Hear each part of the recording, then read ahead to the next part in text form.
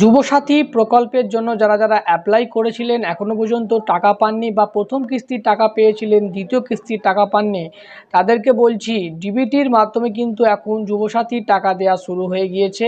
আমি এই দ্বিতীয় কিস্তির টাকা যখন পাই আমি আপনাদেরকে স্ক্রিনে দেখাচ্ছি। দেখুন আমার যে মেসেজটি এসেছিল তার ধরনটি কি এসেছিল, যে কি মোডেতে আমার টাকাটি ছাড়া হয়েছিল, সেখানে কিন্তু পরিষ্কার লেখা আছে এপিবি ক্রেডিট।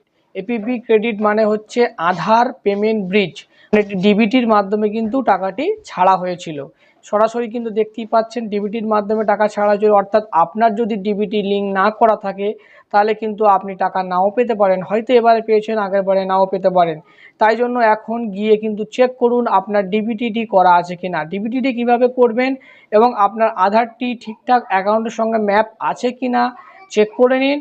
আসুন এই ভিডিওয় আমি দেখিয়ে দেবো কিভাবে আপনার আধার কার্ডের সঙ্গে ডিবিটি লিঙ্ক করবেন। তো সর্বপ্রথম গুগলে গিয়ে কিন্তু লিখবেন এনপিসিআই। তো এনপিসিআই লেখার পরে সার্চ করে দেবেন।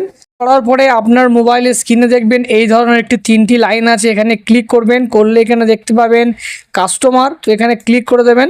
দিলে দেখতে পাবেন ভারত আধার সিডিং অ্যানাবেল ব্যাকেটে বেশ বলে লেখা আছে, তো এখানে ক্লিক করবেন। তারপরে দেখবেন আপনার সামনে এই ধরনের একটি ইন্টারফেস চলে এসছে। তো সর্বপ্রথম আপনার যে কাজটি হবে আধার ম্যাপ স্ট্যাটাস, আপনার আধারটি কোন অ্যাকাউন্টের সঙ্গে ম্যাপ হয়ে আছে এটাই কিন্তু গুরুত্বপূর্ণ বিষয়। তো আমি এখানে কিন্তু ক্লিক করছি। করার পরে এখানে যে 3টি ডায়ালার বক্স আছে এখানে কিন্তু আপনার আধার নাম্বারটি এন্টার করার জন্য বলা হয়েছে। তো সিম্পলি এখানে আপনার আধার নাম্বারটি এন্টার করবেন, দেন এখানে ক্যাপচা দিয়ে স্ট্যাটাসে চেক করবেন।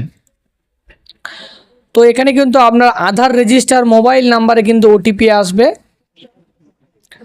তো কনফার্মে ক্লিক করার পরে কিন্তু দেখতে পাবেন আধার ম্যাপ স্ট্যাটাস। তো যদি আপনার যে অ্যাকাউন্টটি লিঙ্ক থাকবে এখানে যে ব্যাংকের নামটি আসবে এবং অ্যাকাউন্ট নাম্বার লাস্ট 4টি সংখ্যা আসবে এবং দেখতে পাবেন অ্যানাবেল ফর ডিবিটি। যদি আপনার এই ডিবিটিটি করা থাকে এবং আপনার অ্যাকাউন্টটি মিলে যায় আপনি যে যুবসাথী প্রকল্পের জন্য জমা দিয়েছিলেন, তাহলে ভাববেন যে আপনার আধার ম্যাপ কিন্তু করা আছে, আপনার ডিবিটি করার প্রয়োজন নেই। এবং যদি না থাকে কীভাবে ম্যাপিং করবে সেটাও আমি দেখাচ্ছি। তো এটি হয়ে গেল, যাদের আছে তাদের আর কিছু করার দরকার নেই, ওয়েট করতে হবে, তারপর তার টাকা ঢুকবে। তো চলে যাচ্ছি দ্বিতীয় স্টেপে।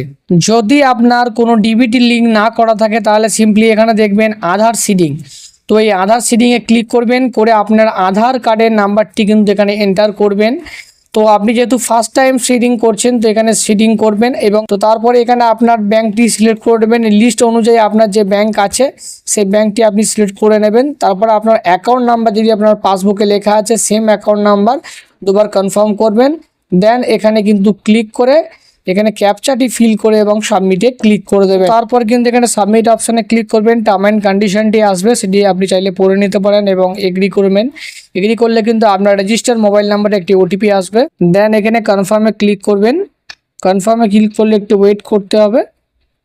তো দেখতেই পাচ্ছেন your Aadhaar number is currently map with bank of Baroda, please click on process to bank of Baroda. আমি এখন এখানে কনফার্ম করব কিন্তু এটি আমার ম্যাপ হয়ে যাবে। এবং যদি আপনার অন্য অ্যাকাউন্ট থেকে থাকে তাহলে এখানে দেখাবে আপনি অন্য অ্যাকাউন্টে আছে, আপনি এই অ্যাকাউন্টে করতে চান তাহলে আপনি কিন্তু কনফার্ম করবেন, করলে কিন্তু আপনার অ্যাকাউন্টটি চেঞ্জও হয়ে যাবে। তো আপনাকে আপাতত এই যে অপশানগুলি অন করে নেওয়ার পরে ওয়েট করতে হবে। এইগুলো সব ঠিকঠাক থাকলে অবশ্যই আপনি টাকা পাবেন।